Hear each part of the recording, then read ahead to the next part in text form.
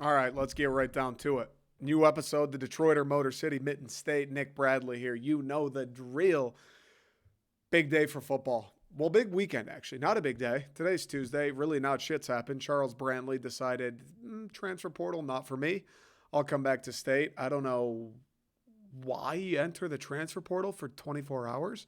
I think he got offered by Oklahoma, Colorado, as far as I know, according to what I read on Twitter. 24 hours? I don't know. I don't know. Maybe just seeing what's out there for a day. Maybe he was bluffing. I don't really fucking know. But he's going to come back to Michigan State. The bigger news at MSU, Peyton Thorne, he's gone. Keon Coleman, he wants to go too, apparently. Word on the street, Mel Tucker, sit down in the office. They're still trying to make him offers. They're still trying to keep him in the green and white, rightfully so. He was one of our better players last year, probably would be our best player this year. Ideally, on successful football teams, you don't let your best players leave for no reason. So I like that out of the staff. Hopefully they can get Keon to come back. But if not, fuck him.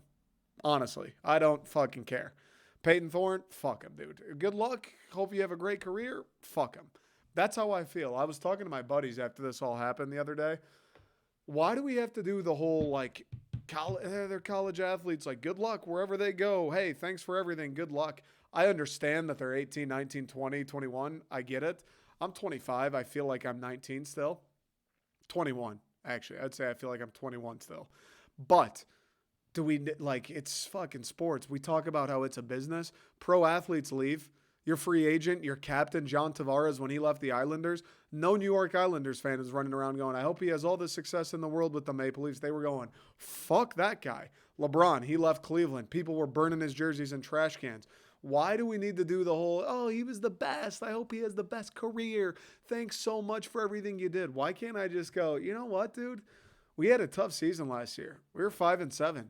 Mel Tucker is going into a year where it's a little bit of results time. I'm not saying win 9, 10 games, but it's win 7 or 8 games for sure. It's win 7 games. And you want to jump when the fire's starting to get hot? Fuck them. That's how I feel about it, dude. Think about every other aspect of your life. Think about your friends, the girl, your parents. Like anytime that it gets fuck. Anytime the going gets tough, people you thought you were close with, people you thought you had in your corner decide, hey, you know what? This guy, he lost his job. He's kind of fallen apart. He's not been in the best mood lately. Maybe he's in a funk, whatever it is. I don't care. I'm going to abandon ship. I'm going to go find some new friends. You know what? I'm going to abandon ship. I'm going to break up with this dude. I'm going to go find a different boyfriend. Anybody who does that in your personal life, are you going, hey, I wish nothing but the best. If we were all fucking Mahatma Gandhi, I can't talk today. If we were all Gandhi, if we were all Buddha, ideally, yeah, it's, hey, you broke up with me after 3 years. I hope you live happily ever after with somebody else. Hey, you've been my best friend since the second grade, but now that I lost my job and I'm on my ass, you don't want to talk to me anymore. Hope you have a great life. Ideally, that's how the human experience would go. That's not how it goes. Nothing in personal life, when people bail on you, when people kick you to the curb, when you need a little bit of support, that person you thought you could count on jumps. Nobody is like, hey, I hope it works out for you. Hey, I hope you have the best life ever. We all go, fuck him. Fuck that dude. You don't want me. I don't want you, dude. Doesn't matter. Now, if Keon comes back to MSU, I'll be cheering him on. I hope he has 1,000 yards. I hope he has 50 touchdowns. I hope he leads us to a Rose Bowl fucking season. I'm not going to sit here and go, this guy stinks as he's catching a 60-yard touchdown pass for us. I'm not going to do that. But as it stands right now, if he stays, cool. If not, I don't fucking care. I hate doing the whole let's everybody be friends and I don't care that people want to leave. Fuck them, man. If you're not with us, you're against us, especially coming from Detroit. Like we see it with our other sports teams. Forget sports, though. You see it with the city, especially throughout the 2000s. Everybody, Detroit versus everybody, that's a thing. Nobody, when people leave the Lions, people leave the Red Wings. Like if Larkin played hardball with Steve Yzerman and went and took a lesser deal or an equivalent deal somewhere else, nobody Red Wings fan-wise would be going, yeah, man, Dylan just wanted to do what was the best for him that he thought. So, like, I hope he has a great career and everything works out. We'd all be going, fuck that guy. Fuck that guy. Took the same contract to go play somewhere else. Fuck that guy. That's what we would all be doing. And I might be harsh. I don't think it is. It's not personal. I don't know any of these people. Keon, Payton, they're probably great guys, whatever it is. But I don't like doing this whole like I gotta be fake sad and I gotta be fake supportive and I gotta be fake, oh, you're the best. What a great decision. I hope everything works out. Why do we need to do that whole fake song and dance just because they're college athletes? Everybody says it's a business. Just like coaches explore, players are exploring now. Keon wants to go get more money. It's a business. Dude, by all means. By all means, if someone I don't know what he's getting offered. If someone offered me 20 grand to jump ship from my job, to move apartments, to start a new podcast, like whatever the case is, if someone offered me $20,000 right now, I'd go, fucking see ya. I'm out. I'm going with the guy who's giving me a fat sack of money. That's what I'd be doing. I don't blame him one bit. But on the flip side, like if you're going to make that choice, you got to understand the repercussions that come with it. People that used to root for you, people that were counting on you, with our backs against the wall this past season, we know we're in a little bit, it's maybe not hot water, but the water's a little warm. The water, it's starting to come to a boil here. And now you want to bail on us? Like Mel Tucker, Keon Coleman's a guy Mel Tucker was counting on. He got him in at the end of that 2022 recruiting class, pulled him out of Louisiana. It was a great find for Tuck. It was a hell of a snag with him coming in at the fucking 11th hour of that recruiting cycle. Obviously, Keon didn't do too much as a freshman. We saw him kind of break out last year. Nobody more than Mel Tucker was counting on that dude to pull us up from 5-7, to bounce back a little bit, to win those 7, hopefully 8 games, to give Michigan more of a run for their money, to win that game against Washington and East Lansing. Everybody in the football program was counting on that dude. It's not like it's some bench guy, the 4th wide receiver, someone who, yeah, maybe he plays a little bit of a part, but you can live without him. He's not irreplaceable. It's your best fucking player. It's a guy, I'm sure Jay Johnson, whatever the hell he does in his free time, assuming he does a little bit of offensive coordinating during his summers, I would imagine Jay Johnson was writing up some plans thinking, how do we get Keon the ball more? How do I exploit having a 6'4" monster on the outside that nobody can cover one-on-one? I'm sure that was a little bit in Jay Johnson's plans. I'm sure at the end of the year last year, when Mel Tucker and Jay Johnson and the coaches all met, there was a little bit of discussion. We got to utilize Keon more. You saw it in the Michigan game. Granted, we got smoked. Keon doing Randy Moss shit wouldn't have saved us. But you saw in the first half of that game, he scored the touchdown. We couldn't run the ball for shit. The only time that offense moved the ball against U of M this past year was just throwing it up to Keon Coleman. Keon, one-on-one, go straight, fucking out-jump the guy and take it from him. And it kept working. It worked throughout that first half. Was it 7-7 or 10-7 or 14-7? It was a good game at half. Michigan State was keeping their offense off the field a little bit. You'd like to score more than 7 points, but they were moving the ball, flipping field position, picking up a few first downs. And you go back and watch that game, it's because all we were doing successfully offensively was, hey, Keon, I know this is probably getting old. I know it's not the most creative. I know we've run this play 8 times already today, but why don't you hit him with a fake slant? Go straight. Once you hit the first down marker, Peyton's just going to lob it up down there, and you just go be better than everybody else on the field. Like, that's a guy that we had. That's an option that we had offensively. I would imagine, with no Jaden Reed coming back, I would imagine realizing, hey, the run game, it wasn't like 2021. We couldn't just blindly say, turn around and give it to number 9, and the rest will take care of itself. I would imagine coming into this season, coming into this offseason, MSU and the staff were a little bit more like, okay, we got to figure out how to get our best players the football. Even if our best players in the backfield, if that offensive line can't block anybody, we're going to be in trouble. We've got playmakers that we know can win their matchups on the outside no matter who they go against, whether it's Michigan's defense, Ohio State's defense. It doesn't matter. We got a guy that can win. Let's figure out how to get him the ball and how to take advantage of that mismatch as frequently as possible. And he just ups and he's out. He's out the door. Fuck him. I don't care if people are like, oh, that's not very, oh, you shouldn't say that. Oh, that's bad taste. Classless. Is it classless? He's going to go to LSU. He's going to go to Auburn. He's going to go wherever he wants. I'm sure he'll be productive. The guy's nasty at football. He's going to be a top 2-round draft pick. If he goes to fucking Macomb Community College, he's going to be a top 2-round draft pick next year's draft. I don't need to sit here and pretend to do the rah, Keon, go have a Heisman season wearing colors that aren't green and white. I don't need to do that. To me, that's almost more insulting. Like just being totally disingenuous, pretending like I'm going to be sitting here on Saturdays watching him ball out in LSU colors, going, that's our boy, fucking happy to see him having a good year. I won't give a fuck, personally. I won't care. But even if I did watch him, I'd be a little bit resentful. I'd be like, fuck this guy, dude. God, he fucking left us. We needed him. We were down. Mel, this is a crucial year. He's our best fucking player, and he just skipped town like that. Fuck that guy. I'd rather be honest. I'd rather be authentic, even if it is a little bit negative, even if it is a little bit harsh, than do a fake, put on a smile. Hey, he's our guy. Thanks for those 2 years. You're the man. I hope you tear it up. I'd rather be honest than be dishonest and positive. I'd rather be honest and harsh than dishonest and positive. That's kind of how I feel about these guys. Peyton, not so much, because Peyton's situation's different for a few reasons. Peyton's situation's different both from his perspective and as a fan and as his coaching staff's perspective. Like, we know. I made the videos. I did the Twitter space over the weekend. It was DEFCON fucking 5. I couldn't wait to record this podcast to talk about it. But we know what Peyton Thorne is. Like, if you watched Michigan State last season, you know what Peyton is. He's a solid QB. He's a fine player. He'll make some throws. He'll miss some throws.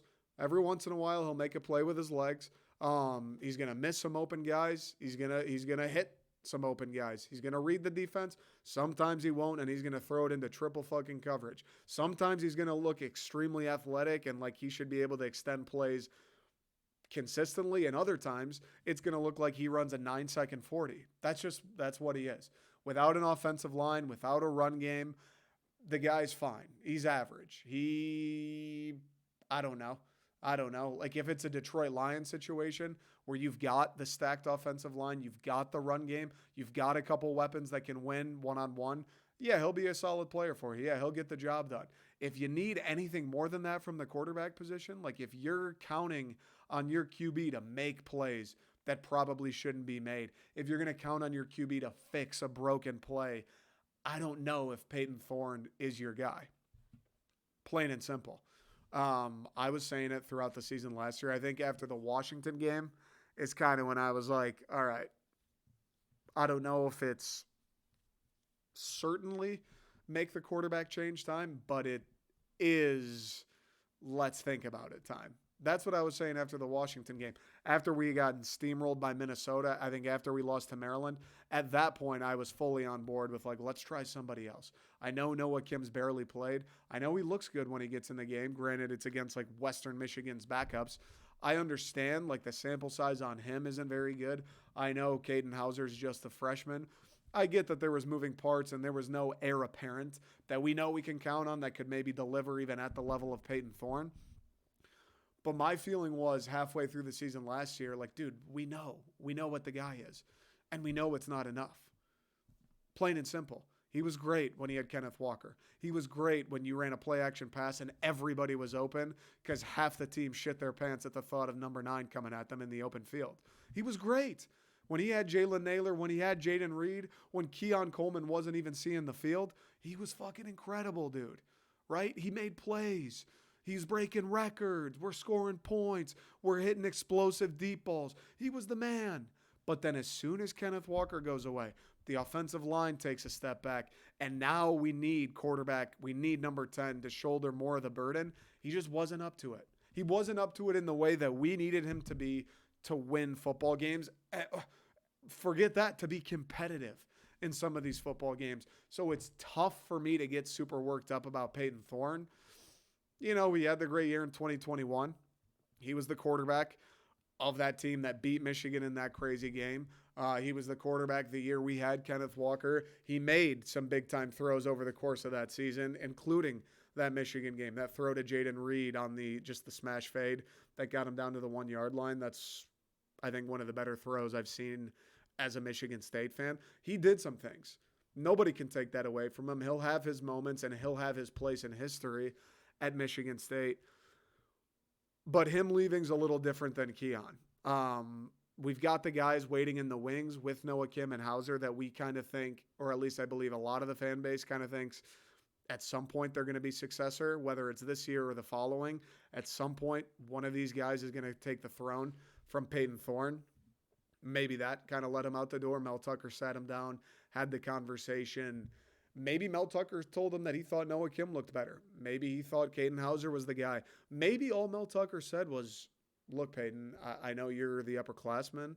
I know you've got the experience. I know you've been the guy the past 2 years, but this is a new year. This is a different team. What we did last year was not even fucking close to being good enough.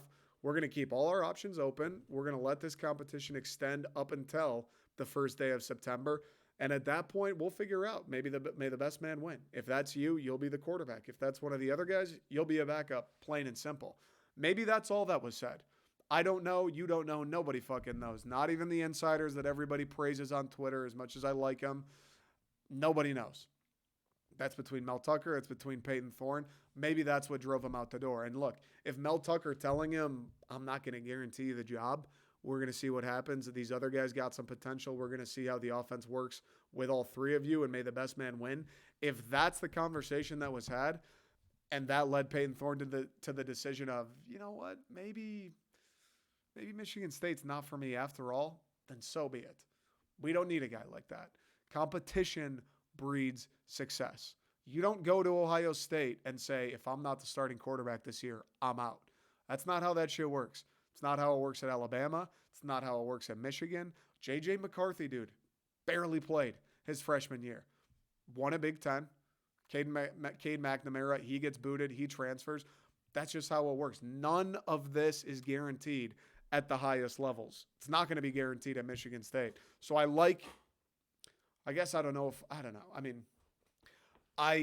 would appreciate and I would respect Mel Tucker and the staff. Like, if that's what drove him out the door, I got no fucking problem.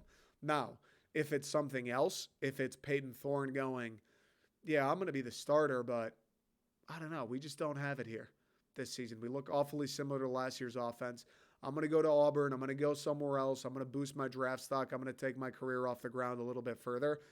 I don't know which way it went. If the latter is in fact the way it did, I don't really get that. Like, Peyton, you got to be confident to be a quarterback at any level of the game of football, certainly at the Division I level.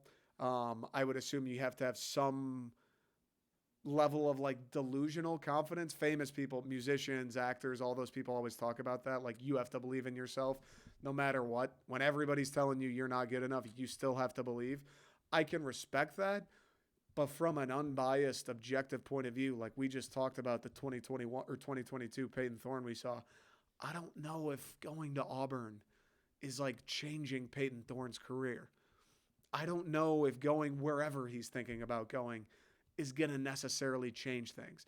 Now, if it's just that he wants to be sure he's going to play, it's his last year in college football. He knows he's not going pro. He wants one more season where he's going to be the starter for 12 games.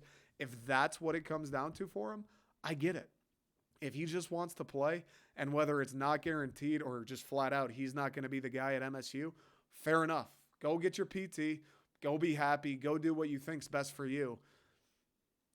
If it's the other way around, though, where he's like, MSU doesn't have what I need, I just don't understand from his point of view. But again, I'm not super heartbroken. I'm not super down bad.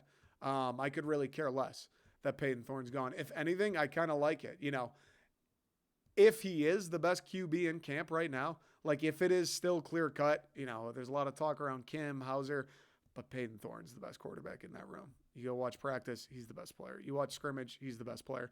If he is the clear-cut best QB and he still wants out, that's a little bit more of a bummer because, again, you want to keep the best players on the team at all times. It doesn't feel like it was headed that way.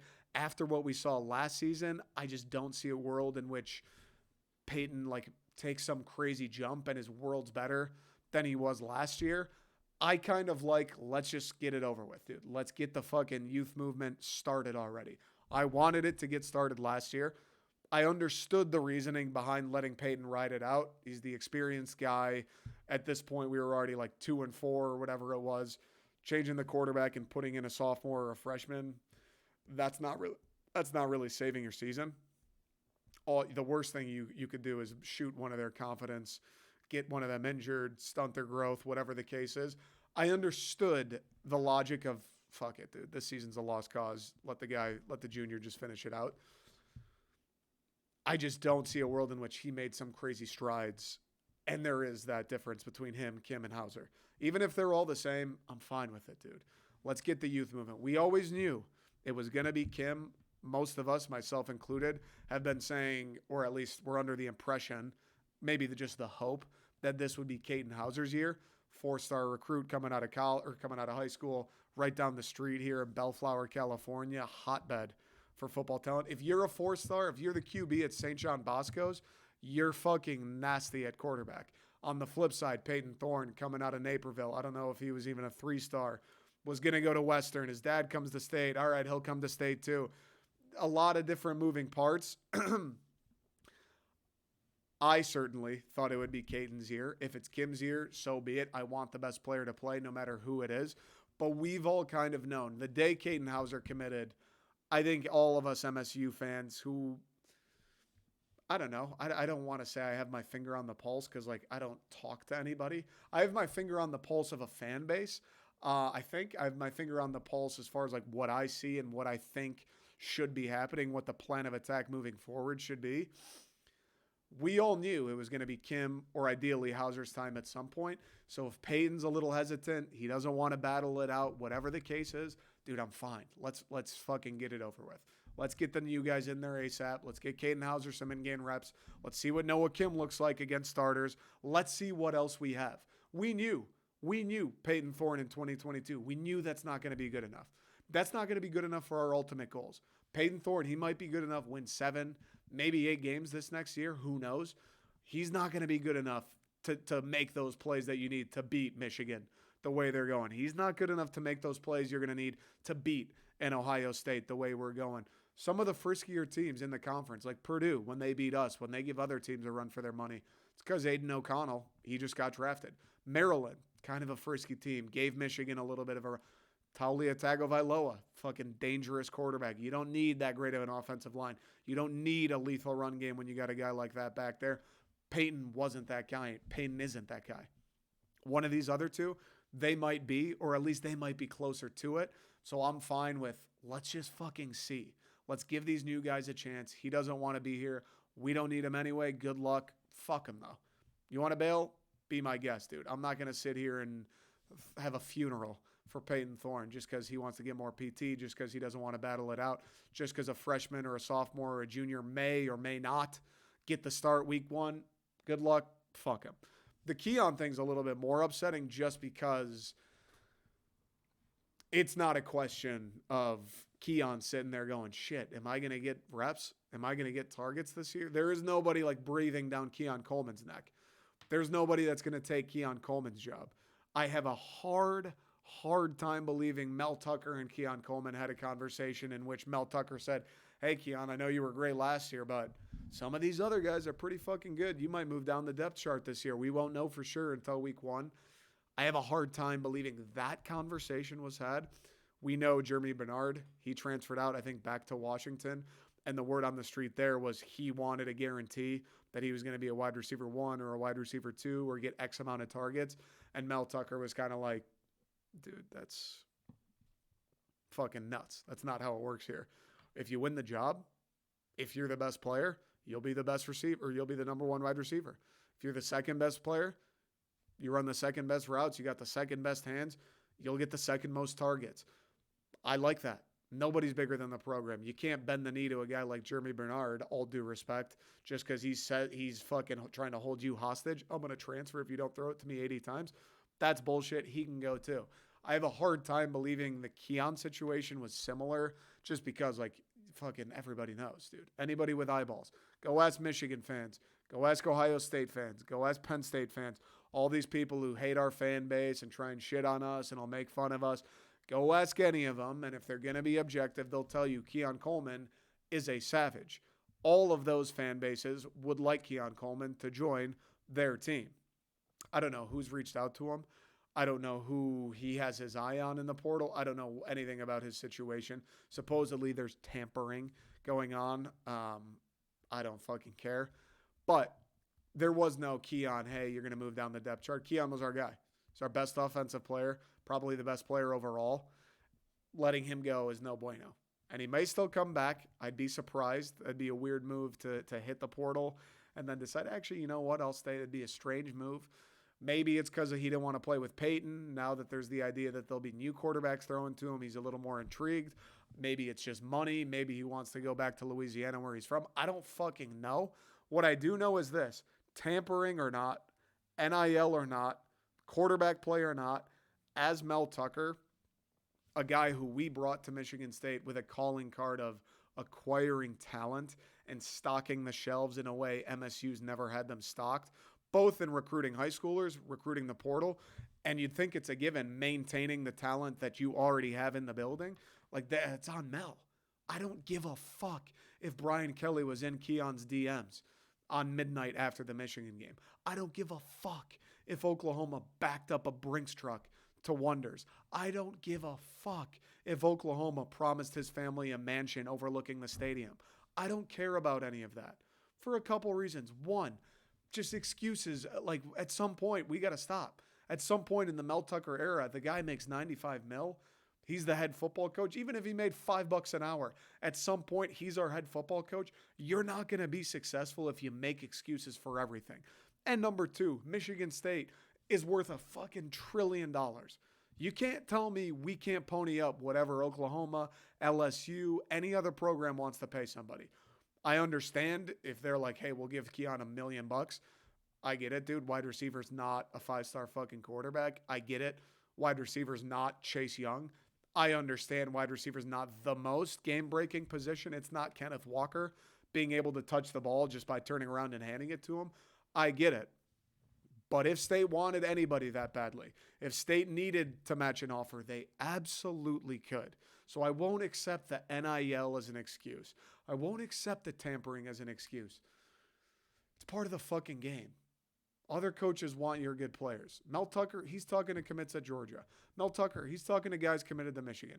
Mel Tucker, he's tampering too. I'm sure. It's part of the fucking deal. When you come in with a reputation as a guy who harvests talent, who can build an SEC-level championship roster, because as he says himself, he knows what it looks like from his time at Georgia, Alabama, Ohio State. When you come in with that as your calling card, I don't accept excuses for why you're letting your best football player walk out of the building. I can't. I just can't. Now, I'm not saying the program's dead. Mel Tucker stinks. We got to look at finding somebody new. The guy can't do anything. I'm not saying that. That's one thing that bothers me about, like, I post the videos on TikTok or Twitter, Instagram, wherever, and it's like I spend 60 seconds talking about Mel Tucker and Keon going out the building, and I'm sitting there going, dude, Mel, that's on you. You cannot allow that to happen. Like, forget even losing your best football player. You can't let that happen because it sends a message. Recruits right now are like, damn, bro, those guys just went 5-7. Their backs are already kind of against the wall. Mel Tucker's making a shit ton of money. It's starting. This is the first season where people are going to hold his feet to the fire in the wins and losses column. Last year sucked. He got the free pass. We didn't have the roster. We're rebuilding. He's filling in for D'Antonio's guys. Whatever you want to say to make yourself feel better and let it. I was doing it. We were all doing it. It's fine. But this is going to be the first year where it's like, okay, Mel, I'm not asking you to win 10 games. I am asking you to win 7, though. I know the schedule's hard. You make a shit ton of money, though. You're getting paid $9.5 million a year to figure out how to win games when the schedule's hard.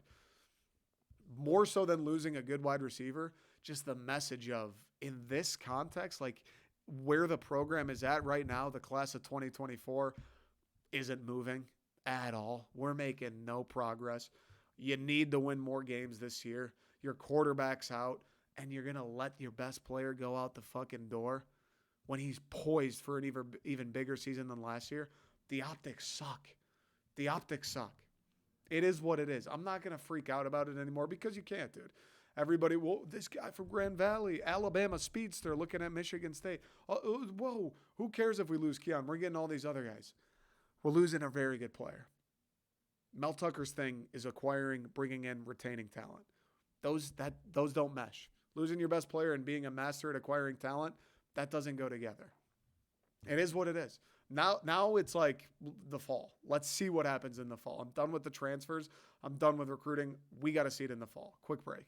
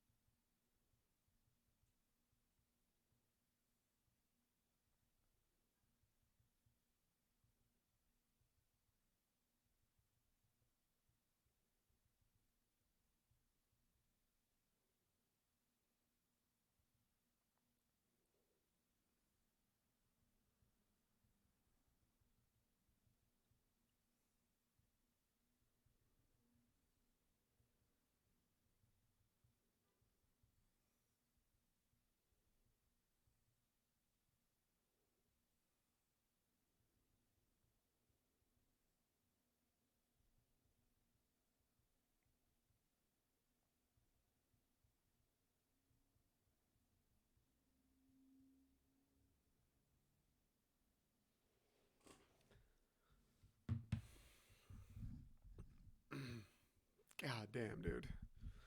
It's not a great weekend. Not a great weekend for MSU football, but we're past it. Greener pastures. We're moving on. We're going to win some games. Fuck them. We've got other good players on the roster. We got young wide receivers, that are hungry. Mel Tucker's going to go get some people out of the portal. Mel Tucker will eventually add to the class of 2024. It'll be okay. It'll be okay.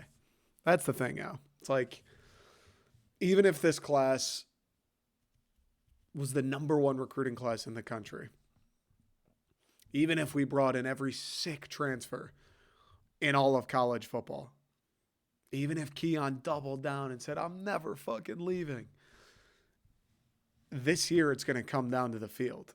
Like this year, there's going to be wait till he gets his guys. Yes, a lot of Mel Tucker's guys are still younger. They're going to be sophomores. They're going to be juniors. Yes, there is still a roster to be built. Yes, we do need more talent to compete with the Ohio States, Michigans, Penn States of the world. Yes, that's all true. Yes, even if we go 0-12 or 12-0, that will remain true. Yes, but this is the first year where it's like we need to see some results. Now, I've said this before. I think this year, if you go 6-6, that's a little disappointing, but that's the absolute floor. You cannot win fewer than 6 games if you're Mel this year. You can't. People are going to flip out. People are going to call for your head. That seat is going to be hotter than hot. It is not going to be a good situation. If you win 7 games, okay, we can work with that. And if one of those wins happens to be Michigan, we can work with that. It'll be all right. We'll hold off till next year. Let him get his guys in. We'll regurgitate the same shit we've been saying the last 3 years. Okay, if you win 8 games or more, great. If he goes 8-4, that is a very good season. I had some people, again, in the mentions on some of these videos going, whoa, 8-4, he's got to win 9 games or more this season. He's making $95 million. Like, yeah, I know he's making $95 million. I know he's being paid like one of the best coaches. I know he's being paid to win more than 8 games. I understand. But you still have to look at the context of where this roster was when he took over. You still have to look at the context of, even though he has had a couple of recruiting classes, those guys are still sophomores, juniors. You have to look at the context. Ohio State's Ohio State. Michigan's better than they've been in my entire life. Penn State is still Penn State. They're always going to be pretty good. And then you've got Washington, who's going to be a wagon. You've got, like, Iowa is no walk in the park. It's a Big Ten schedule regardless. To think that, like, you got to win 9 games or more, otherwise it's a failure this season, that's crazy. That's crazy for MSU. That's crazy for MSU in year 3 or 4, whatever it is. This season for Mel Tucker, for that to be like the minimum, it better be 9 games or this guy's out. That's crazy. If he wins 8 games, if he goes 8-4, that's a very good season, I would say. If he wins 9, that's incredible. 10, fucking unreal. Unreal if he wins 10 games somehow. Don't think it's likely. I think it's possible. I don't think it's likely. If he goes 7-5, I won't be particularly happy.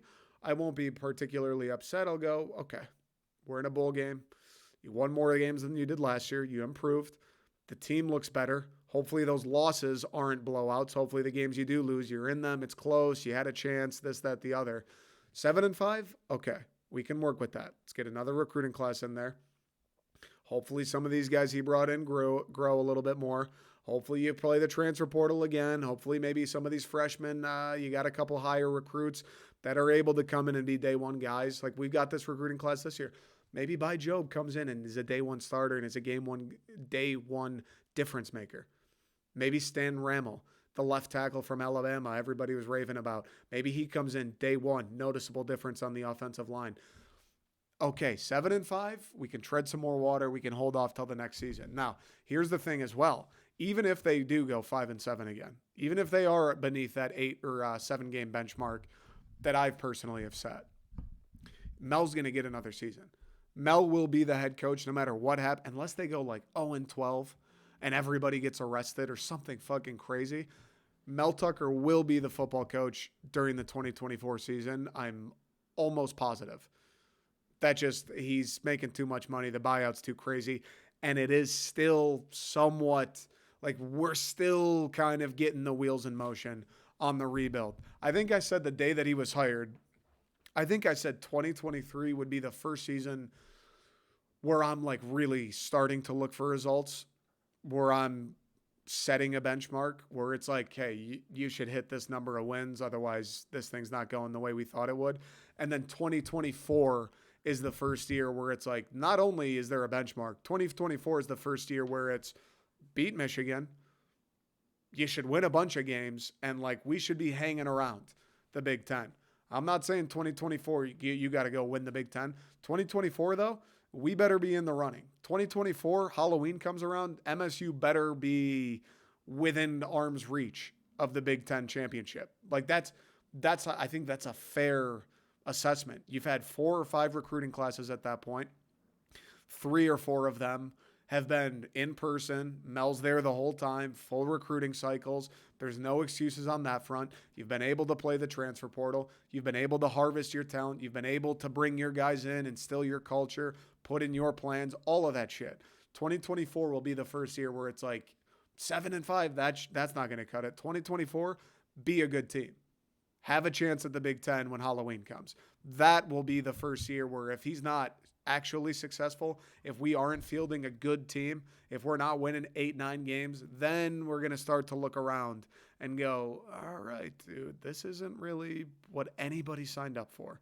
If you go 7-5 in 2024, then we got a whole nother conversation on our hands. But until then, we just got to let it play out at this point. Obviously, like recruiting, if they go get some 5-star QB tomorrow, I'm going to get fired up. That'll be a fun topic to talk about.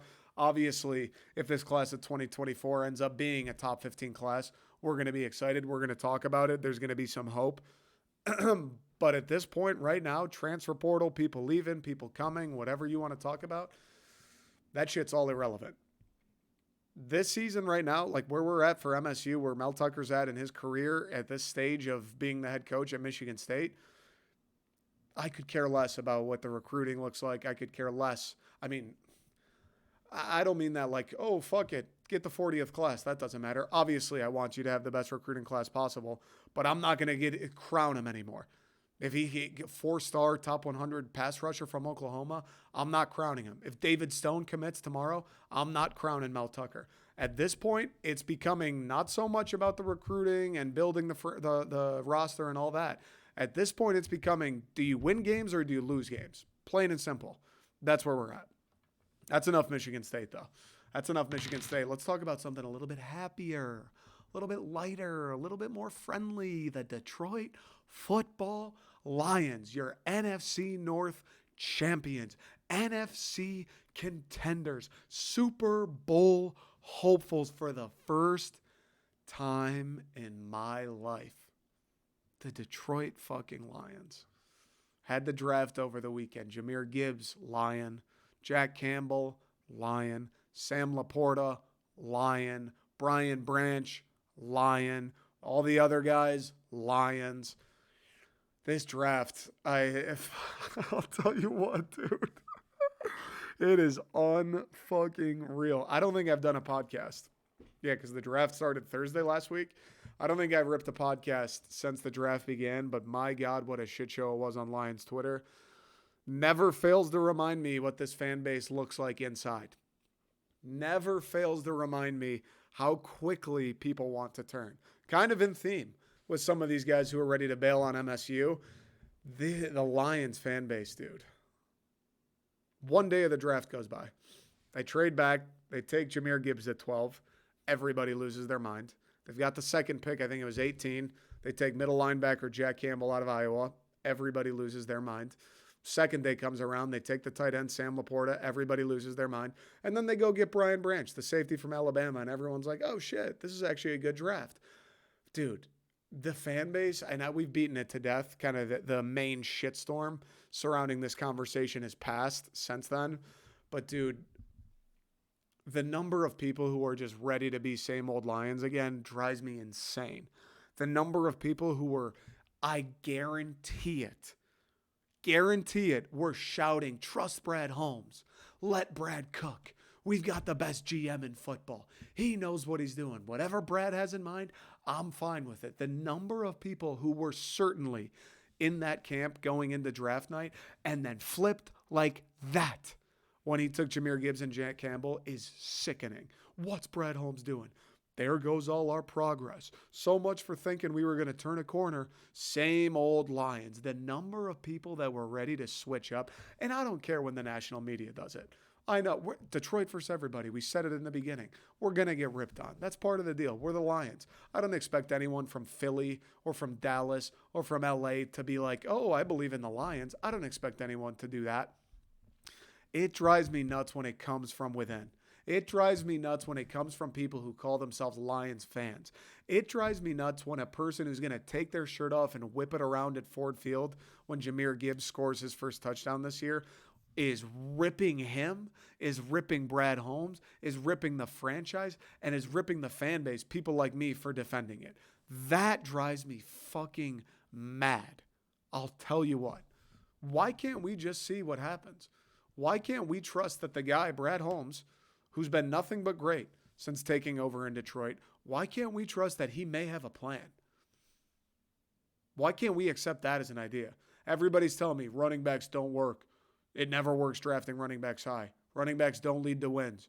Running backs are a low positional value. Okay, I understand. I understand the complaint. And I have no problem with people disagreeing with the pick. I have no problem if you're going, well, I would have taken the corner instead.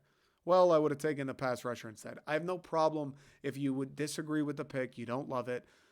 I do have a problem with disagreeing with the pick and then talking about how Brad Holmes actually doesn't know what he's doing, even though you for sure 4 hours ago were like, this guy's a genius. He's the best GM in the NFL. I have a problem with you going, same old Lions. It's never going to change. Back to the dumps. I have a problem with you taking one draft pick that you may not agree with and turning it into this franchise is never going to be anything worth a shit. I have a problem with that. You see 97-1 just ripping on it. You don't fucking know. Because if the Lions go 11-6 this year and Jahmyr Gibbs is Alvin Kamara, he's catching passes, he's torching linebackers, he's making people miss out of the backfield, they are going to be singing a much fucking different tune. I have a problem with killing it and burying it and beating it before a single snap has even been played, before Jahmyr Gibbs has even put a fucking helmet on. That's what I have a problem with. I understand if you disagree. I understand if you don't value running backs. Statistically, they don't lead to winning as much as a pass rusher does, as much as a quarterback does. I understand all of that. But can we just, for a second, have a little bit of patience? Can we, for a second, have some faith that this guy who hasn't steered us wrong yet might actually know what we're doing? Can we have just a little bit? You see him in the conference room after they make the pick. He's smacking the table, fucking breaking Dan Campbell's ribs, almost killing Rod Wood. The guy's that excited for a reason. He's getting text messages from other league GMs. Oh, we would have moved up and taken him. Good job. I actually, now that I'm thinking about it, I know I did do a podcast last week in Brad Holmes We Trust. It's ringing my own bells here. I know I did do this, but I guess we'll talk about it now that I'm here, now that we're on a roll, now that I'm feeling good. Can we just have a little bit of faith? Once we made that Brian Branch pick, everybody's like, oh, it was actually a good draft. They reorder it. What if you went Jahmyr Gibbs, then Brian Branch, then Sam Laporta, then Jack Campbell? What a great draft. Nobody would complain. I get it. Middle linebackers, they're outdated. Running backs, they don't lead the wins. Tight ends, they're not that important. Fine. We have the skeleton. I feel like people are forgetting that. We have the foundation here. We saw it last year. How do you think the Lions went 9-8 last year? I know it was a brutal fucking start, but they started to win games. They started to beat good teams. They damn near made the playoffs if it wasn't for that fucking loser Baker Mayfield. How do you think we got there? We dominated the line of scrimmage on offense. Jared Goff, he's a good player. He's fine. Jared Goff isn't going out and making crazy plays and bailing you out. He's not Pat Mahomes. He's not Jalen Hurts. He's not Josh Allen. Jared Goff was so successful because of that offensive line. DeAndre Swift, good player, nothing but the best for him in Philly. He had a lot of success because of that offensive line. Jamal Williams, love him to death, 17 touchdowns, breaks Barry's record. Offensive line, 1 yard. They move people. He gets in. Plain and simple. On the defensive side, what was the difference between those first few weeks when we were getting torched by everybody and the last half of the year when, yeah, we weren't a lockdown defense by any means. We weren't the 85 Bears. But we got some stops. We forced some turnovers. They looked fucking competitive. They looked like an actual defense. And all they needed to be was okay. They didn't need to be great. They didn't need to be good. All they needed to be was, they're fine. They're decent. And we started to win games because of the offense. What was the change in that? Aiden Hutchinson starts to come into his own, get after the QB. A guy named James Houston, 6th-round draft pick. All of a sudden, this dude's a menace coming off the edge. Aleem McNeil is a beast. John Comiskey is making plays. Josh Paschal's finally in the lineup, an extra body in there. What was the difference? We started to win the defensive line of scrimmage a little bit more. People are forgetting that we have the framework in place. We've got the offensive line. We've got the most important piece of the puzzle on offense. We've got a pretty good defensive line. The most important piece of the puzzle on defense. And I know we didn't go and draft a corner high. We didn't go get Josh Porter Jr., although I think we probably would have if he wasn't taken by the Steelers right before us. But we did go get Emmanuel Mosley. We did go get Cam Sutton. We did go get C.J. Gardner-Johnson. Tracy Walker's going to come back. Kirby Joseph was a stud. Drafted this Brian Branch. He's probably going to play some. Jerry Jacobs is still on the team. We still went and got parts. We still upgraded the secondary. Make no mistake. If we returned the same exact defense we had last year, if they were on the same page that they were the last half of the season, I would have felt decent about it. Now, I wouldn't have felt great. I wouldn't have come in like this defense is about to shut teams down. We're going to be nuts on both sides of the ball. I wouldn't have felt great more so about the fact that we just didn't make an effort to upgrade. We did. Everybody was attacking the Lions draft like, we need a fucking defensive tackle. We need secondary help. Like, we didn't just go sign 3 day one starter veteran corners that are going to be better than any rookie you put in there. People like to ignore that fact for whatever reason. Not really sure why. And we still went and got a guy like Brian Branch who was projected to go in the first round. People seem to like to ignore that. Don't know why. People seem to like to ignore the fact, I think I read it today, we're going to have like 19 mil. After we sign all the rookies, the Lions are going to have 19 million left over in cap space. You need a defensive tackle? There you go. You want another linebacker? There you go. Having that money laying around that's not going to do anything for us. There's no like bonus. You don't get 3 points a game if you have 10 million in cap space left over. We're going to have an extra 19 mil to go mess around with, to go bolster the ranks even further. Maybe get another offensive lineman. Maybe go get a nose tackle. Maybe get an outside linebacker. We're going to have cash left to play with to upgrade the roster even further. The skeleton, the essentials, we've got that. We've got Jared Goff who can perform behind that offensive line.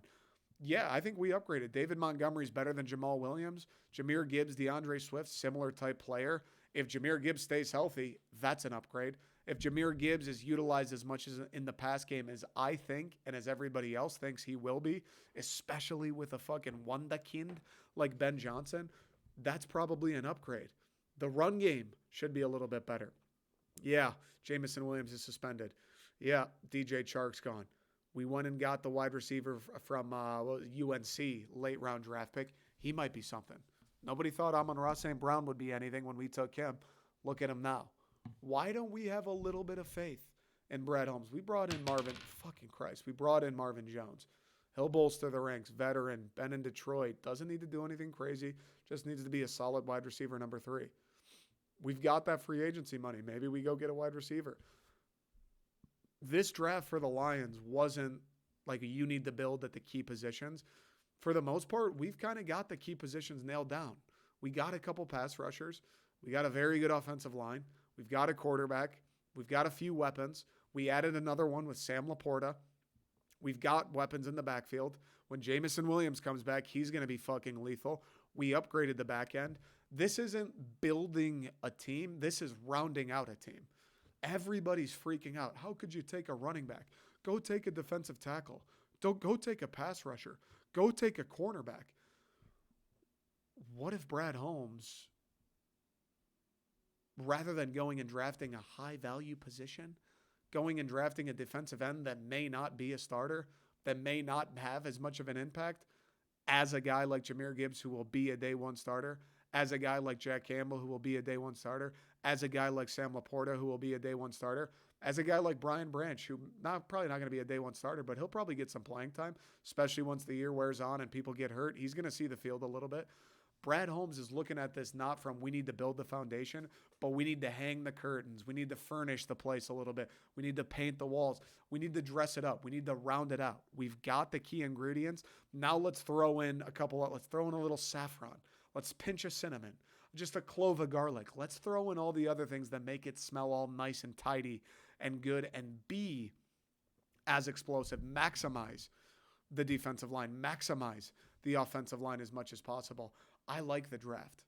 And I try, even if I did, I'm not sitting here pretending to be an expert. I'm not sitting here, the value. Nobody will ever know. All the people that tell you they're experts just because they go to ESPN.com and look at their mock draft, everybody who tells you they're an expert, they don't know shit either. In a year, in 2 years, in 3 years, in 5 years, then we'll be able to look back at this draft and go, all right, how'd Brad do? Are these guys contributing still? Have they contributed? Have we won games? Have they played crucial role in hopefully winning an NFC North, hopefully winning a playoff game? How did he do? That's when we'll be able to accurately tell. So burying the dog out back and beating it a couple more times before you shovel the last pile of dirt a day after the picks have been made, that makes no fucking sense to me. It makes no sense to me. We've got 3 day one starters, and people are complaining about how we didn't upgrade. Brad Holmes, this draft was win now. Brad Holmes, this draft was let me get as many guys as possible that are going to have as big of an impact as possible. If he goes and takes Christian Gonzalez at 12 and he becomes Jeff Okudah, he just can't stay on the field. What is that? Even if Christian Gonzalez is pretty good, is he starting over Mosley? Is he starting over Sutton? Is he starting over CJ? Is he starting over any of these guys? Probably not. He goes and gets Jahmyr Gibbs. Ben Johnson has a new toy. A little bit of a reward. Thanks for sticking with us. Have fun with this.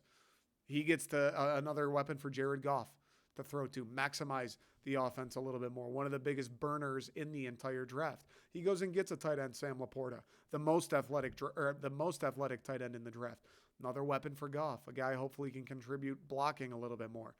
He goes and gets Jack Campbell. We haven't had a fucking linebacker that's a menace since DeAndre Levy. What was that, 2013, 2014?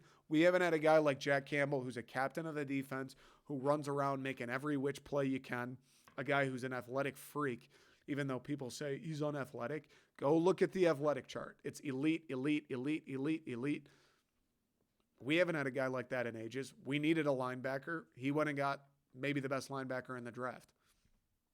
And everybody wants to freak out. Brad Holmes looked at this draft and said, we are trying to win as many games as possible this year, which means I want to upgrade as many positions as possible today. Plain and simple. And he still did a little bit of the long game on the back end. Hendon Hooker we got in the 3rd round. I think that was brilliant. One of the better quarterbacks in college football last year.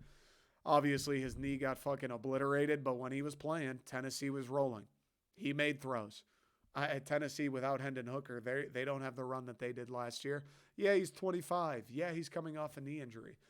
That shit doesn't matter, dude. Obviously, the knee, hopefully, that might matter a little bit. Hopefully, he's the same athletically and everything as he was before. 25, I don't care. He's still going to have a rookie contract. He's still going to come in and sit the bench behind Jared Goff for at least a year. None of that's changing. Even if we got C.J. Stroud at 6. He's not playing year 1. Bryce Young, he's not playing for us year 1. No quarterback in this draft was playing for us year 1.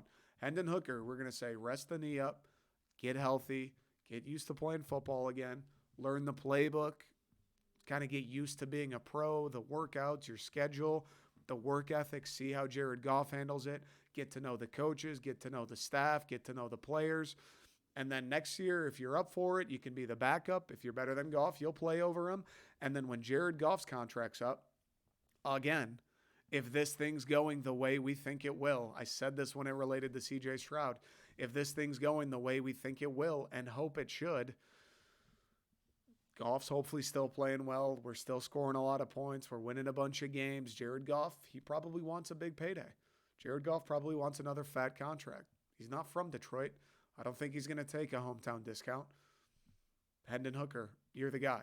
On the rookie contract. You've had a year or two to mature, to learn the system. You weren't thrown into the fire where nobody shattered your confidence. We let you rehab that knee all the way. You were never rushed back. Jared Goff wants $30 million a year. That's not going to happen. Hendon, it's your team. And maybe Hendon will be the long-term answer. Maybe he comes in, the guy's unbelievable, and we got our quarterback for 8 more years.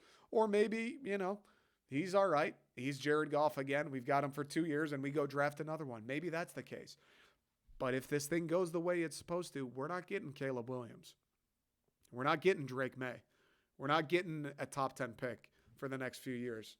I love the Hendon Hooker move. He attacked the draft as a win now. He attacked the draft to round out the roster today. He attacked the draft to upgrade as many positions as he possibly could. And at the same time, he made an investment for the future. Low risk, high reward investment. It was beautiful. We got rid of Swift. Not going to have to commit any money to him.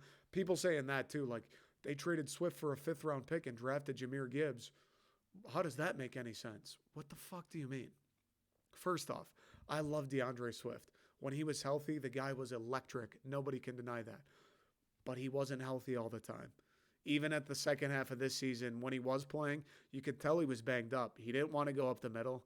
He didn't really want to finish runs. He was bouncing outside. He was always trying to make people miss, not really lowering the shoulder as frequently. Guy had injury problems. He's going to want to get paid. His contract's up.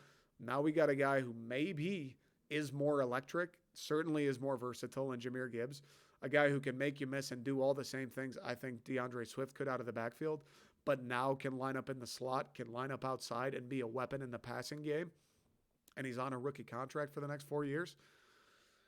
What do you mean that move makes no sense? That move makes all of the sense in the world. You've got a weapon for 4 more years that's on a rookie deal as opposed to paying a guy who gets hurt a bunch, $10 million, $8 million, $9 million, whatever else he would have wanted per year. Now you can use that money like we just mentioned. Go get a defensive tackle. Go get another corner if you want. Go get a wide receiver. Go get an offensive. Go get whoever. Now you've got 19 more million. You don't need to give DeAndre 8. Now you've got 19. You don't have 11. You got 19. And you still got a dynamic playmaker in Jahmyr Gibbs. I like the draft. I don't know how people shit on it so hard. And, it just is the Lions fan base at this point. Like, we've come to know that. There's just people who are fans of the team who seemingly get geeked up to tell you why the Lions are going to stink, who seemingly get excited to do the same old Lions routine, who seemingly are waiting for every single step anybody in the organization makes to tell you why it's never going to change. There's fans that get excited over that shit. I'll never understand it. I'll never be about it. I'll never endorse those people, but it is what it is. People comparing Brad Holmes to Bob Quinn. He thought Jelani Tavai was a steal when he reached for him. How the fuck are you going to compare Bob Quinn to Brad Holmes? And I'm not saying no GM can ever make a mistake. I'm not saying just because Brad Holmes has been good so far, he'll never make a mistake. Maybe Jahmyr Gibbs will be a big flop. Maybe. I don't know. But you don't think he's earned the benefit of the doubt? You don't think he's earned the right for us fans to at least hear him out? To at least watch these guys play a few games? To at least see what the 2023 Detroit Lions look like before we condemn him and the entire draft class and back to condemning the organization? You don't think Brad Holmes, Dan Campbell, the culture change, everything that's happened since they took over, you don't think that's earned the right for us to wait until week 4 to see if this team's 3-1 before we pile on Jahmyr Gibbs? You don't think they've earned that right? Like, that seems a little crazy to me. That seems too negative. I get the hesitancy. I get disagreeing with the running back at 12. I feel like these guys have the benefit of the doubt at this point, though. I don't know. Anyways, appreciate everybody appreciate everybody listening. Hope you had a phenomenal weekend. Hope you have a phenomenal week. I don't know. I might be back on this feed Friday. I'm not really certain. Now that, the portal stuff, I think the portal's back closed, so I don't know if there's going to be any MSU football news. Basketball's out of season. The draft is over, so the Lions are about to hibernate until like August. I don't know. I don't know if we'll do an episode Friday. This might be the one for the week. If it is, I appreciate you listening. Regardless, I'm going to be on the Have Fun Club feed.